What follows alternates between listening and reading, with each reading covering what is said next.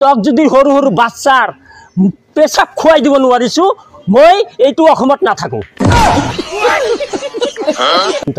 তোর মাথা ঘি খাব লাগে, ঘি মদ ছট নাখাই, মদ ছট যে খাই থাকো না তো এজন জাতীয় সংগঠনৰ নেতাক এই সামাজিক মাধ্যমত আহি পিনাই এনেকা বিনা সাবুন সে ধুলাই কৰিব নাপায়। মাল খাই খাই চান্দা চুলি থাক, ওই তুই কোর রজা হয়, কোর দালাল হয়? হ্যাঁ বাল কেলা তুই কোর দালাল হয়?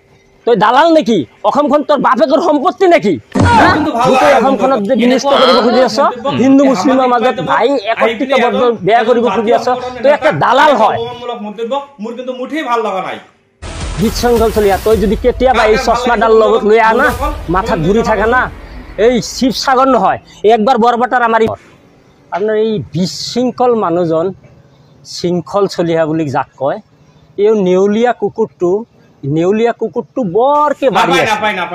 ই অসমখন তেওঁৰ দেউতাকৰ সম্পত্তি বুলি ভাবি আছে, গোটেই অসমখন সি কিনি লৈছে এনেকা যেন লাগি আছে। ই ক'বলৈ গ'লে গোটেই অসমত ধান খেতিত এন্দুৰ থাকে না, এন্দুৰ, এই এন্দুৰতকৈও বেয়া মানুহ। এই এন্দুৰটো বিষ দি অসমৰ জনগণে শেষ কৰি দিব লাগে। এই ডাঙৰ এন্দুৰটো আমাৰ লয়াৰ অসমত আহিলে বাংলাদেশী আমাৰ লয়াৰ